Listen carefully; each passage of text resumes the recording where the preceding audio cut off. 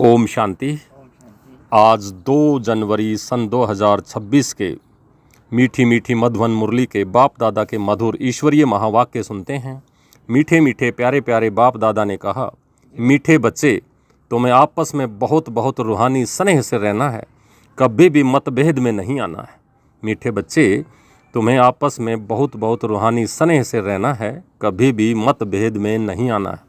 प्रश्न है, हर एक ब्राह्मण बच्चे को अपने दिल से कौन सी बात पूछनी चाहिए? हर एक ब्राह्मण बच्चे को अपने दिल से कौन सी बात पूछनी चाहिए? उत्तर है, अपने दिल से पूछो। पहला, मैं ईश्वर की दिल पर चढ़ा हुआ हूँ। दूसरा, मेरे में देवताई गुणों की धारणा कहाँ तक है। तीसरा, मैं ब्राह्मण ईश्वरीय सर्विस में बाधा तो नहीं डालता हूँ। चौथा, सदा क्षीरखंड होकर रहता हूँ। हमारी आपस में एक मत है। पांचवा, मैं सदा श्रीमत का पालन करता हूँ। और आज का गीत चला, भोलेनाथ से निराला कोई और नहीं, और बिगड़ी को बनाने वाला कोई और नहीं। ओम शांति। तुम बच्चे हो ईश्वरीय संप्रदाय, आगे थे आसुरी संप्रदाय। आसुरी संप्रदाय को यह पता नहीं है कि भोलानाथ किसको कहा जाता है। यह भी नहीं जानते हैं कि शिव शंकर अलग अलग है, वह शंकर देवता है, शिव बाप है, कुछ भी नहीं जानते हैं। अब तुम हो ईश्वरीय संप्रदाय अथवा ईश्वरीय फैमिली, वह है आसुरी फैमिली रावण की। कितना फर्क है। अभी तुम ईश्वरीय फैमिली में ईश्वर द्वारा सीख रहे हो कि एक दो में रूहानी प्यार कैसा होना चाहिए।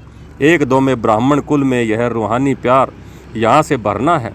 जिनका पूरा प्यार नहीं होगा तो पूरा पद भी नहीं पाएंगे। वहाँ तो है ही एक धर्म, एक राज्य, एक भाषा और सब में एकता, आपस में कोई झगड़ा नहीं होता है। यहाँ तो राजा ही है नहीं। ब्राह्मणों में भी देह अभिमान होने के कारण मतभेद में आ जाते हैं। ऐसे मतभेद में आने वाले सजाएं खाकर फिर पास होंगे। फिर वहाँ एक धर्म में रहते हैं तो वहाँ शांति रहती है। अब उस तरफ है आसुरी संप्रदाय, वह आसुरी फैमिली टाइप, यहाँ है ईश्वरीय फैमिली टाइप। भविष्य के लिए दैवी गुण धारण कर रहे हैं। बाप सर्वगुण संपन्न बनाते हैं। सब तो नहीं बनते हैं। जो सिरमत पर चलते हैं वही विजय माला का दाना बनते हैं। जो नहीं बनेंगे वो प्रजा में आ जाते हैं। वहाँ तो डीटी गवर्नमेंट है, 100% प्योरिटी, पीस, प्रॉस्पेरिटी रहती है। इस ब्राह्मण कुल में अभी देवी गुण धारण करने हैं। कोई तो अच्छी रीति देवी गुण धारण करते हैं, दूसरों को कराते रहते हैं। ईश्वरीय कुल का आपस में रूहानी स्नेह भी तब होगा जब देही अभिमानी होंगे। इसलिए पुरुषार्थ करते रहते हैं।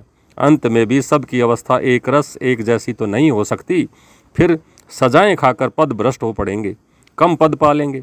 ब्राह्मणों में भी अगर कोई आपस में क्षीरखंड होकर नहीं रहते हैं, आपस में लून पानी होकर के रहते हैं, देवताई गुण धारण नहीं करते हैं, तो उच्च पद कैसे पा सकेंगे? लून पानी होने के कारण कहाँ ईश्वरीय सर्विस में भी बाधा डालते रहते हैं, जिसका नतीजा क्या होता है, वह इतना ऊंचा पद नहीं पा सकते। एक तरफ पुरुषार्थ करते हैं क्षीरखंड होने का, दूसरी तरफ माया लून पानी बना देती है, जिस कारण सर्विस के बदले डिस सर्विस करते हैं। बाप बैठ समझाते हैं, तुम हो ईश्वरीय फैमिली, ईश्वर के साथ रहते भी हो।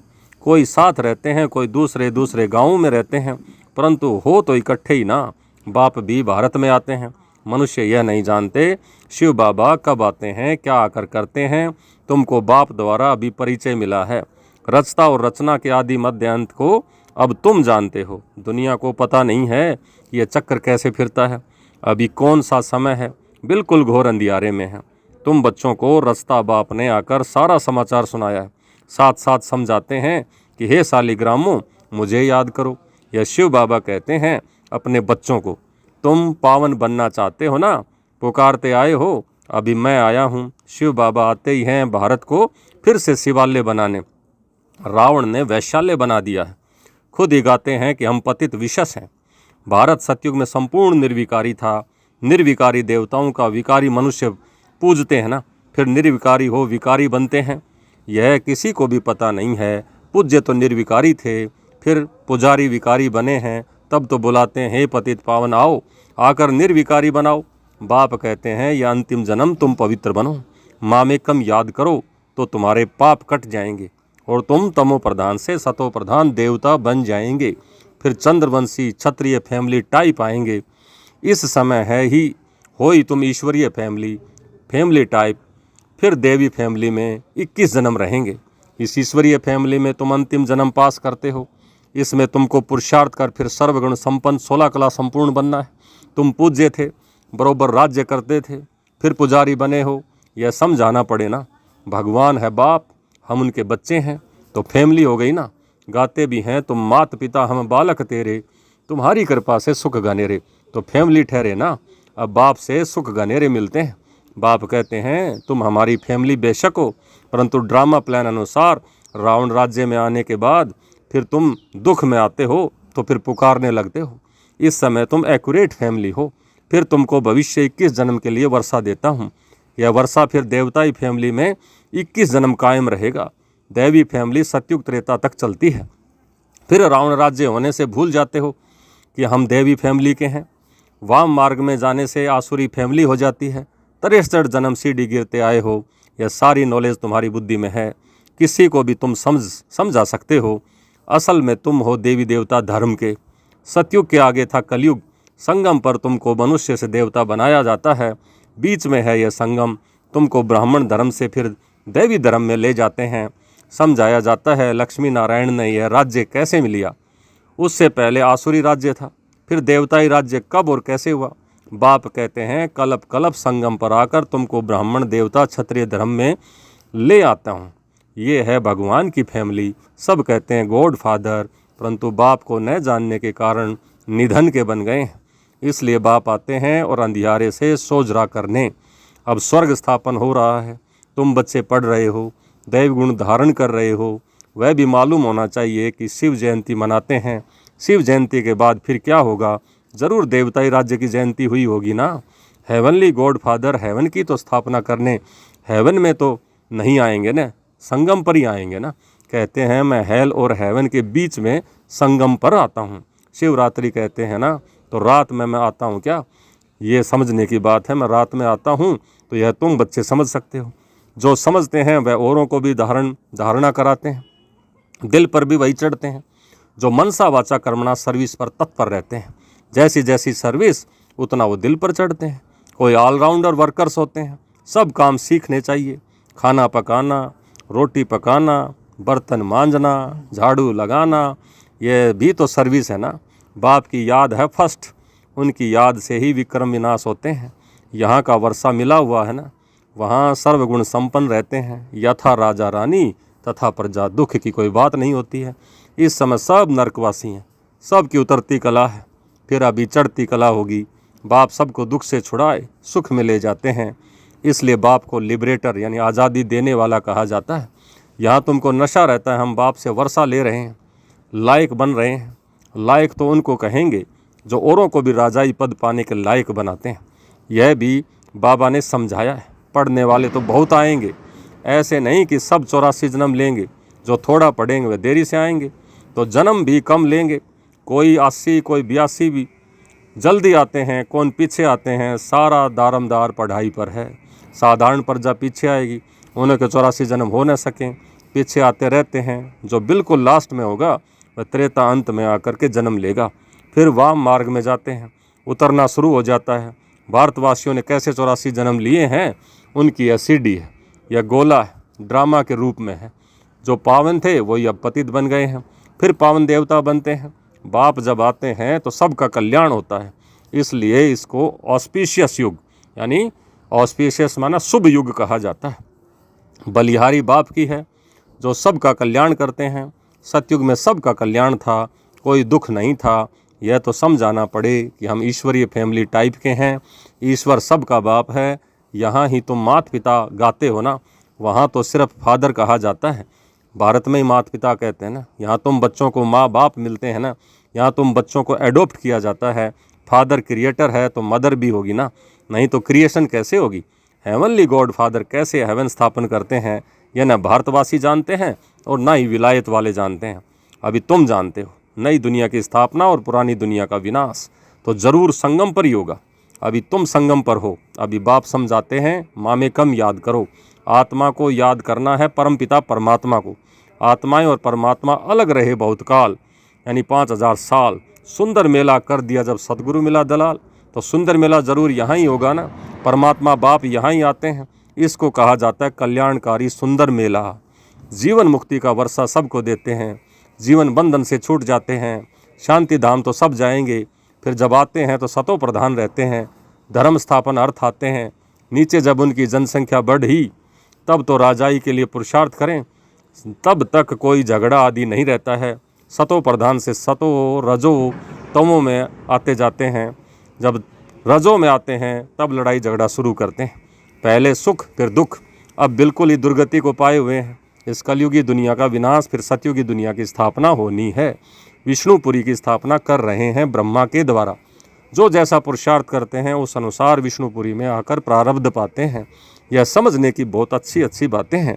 इस समय तुम बच्चों को बहुत बहुत खुशी होगी, खुशी भी होनी चाहिए, क्योंकि हम ईश्वर से भविष्य 21 जन्मों का वर्षा पा रहे हैं।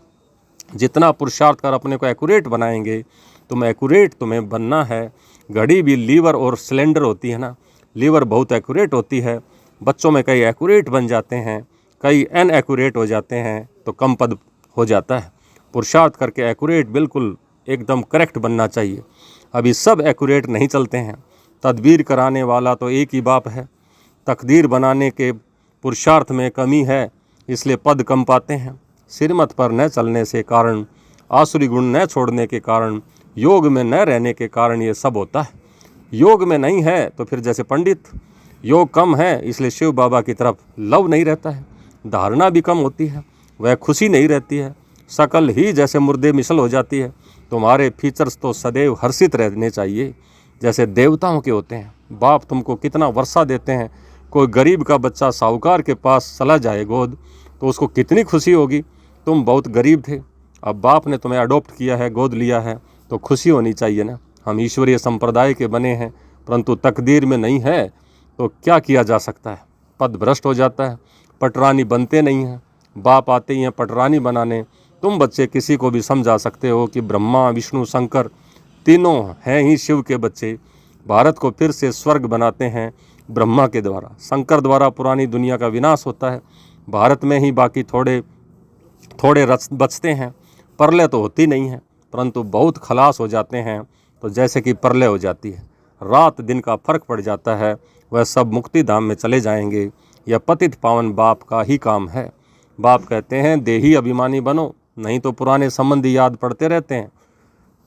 छोड़ा भी है फिर भी बुद्धि जाती रहती है। नष्ट मोह है नहीं, इसको वह बेचारी याद कहा जाता है। सदगति को पा नहीं सकें क्योंकि दुर्गति वालों को याद करते रहते हैं, इसलिए एक बाप को याद करना है। अच्छा, मीठे मीठे सिक लिदे बच्चों प्रति मात पिता बाप दादा का याद प्यार और गुड मॉर्निंग। रूहानी बाप की रूहानी बच्चों को नमस्ते। हम रूहानी बच्चों की रूहानी बाप दादा को याद प्यार, गुड मॉर्निंग और नमस्ते। नमस्ते मीठे बाबा, बहुत बहुत शुक्रिया आपका।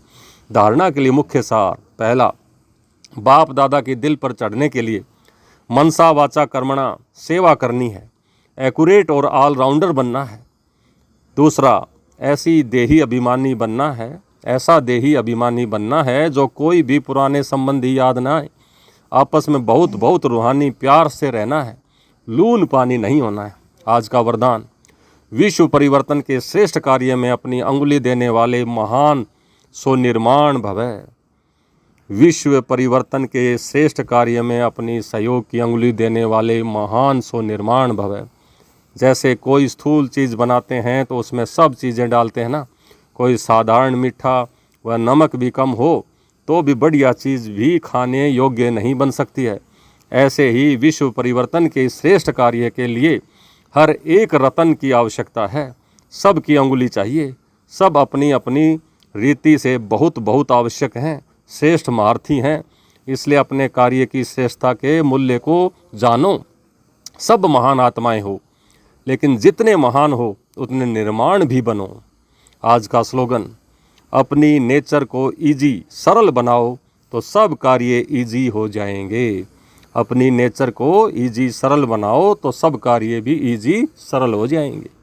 आज के अव्यक्त इशारे, इस अव्यक्त मास में बंधन मुक्त रहे जीवन मुक्त स्थिति का अनुभव करो। जीवन में रहते समय नाजुक होते हुए, परिस्थितियाँ समस्याएं वायुमंडल डबल दूषित होते हुए भी उसके प्रभाव से मुक्त जीवन में रहते हुए इन सब भिन्न भिन्न बंधनों से मुक्त रहना है। एक भी सुख संबंधन नहीं हो, ऐसा हर एक ब्राह्मण बच्चे को बंधन मुक्त, जीवन मुक्त बनना है। संगम युग पर इस जीवन मुक्त स्थिति की प्रारब्ध का अनुभव करना है। अच्छा, ओम शांति।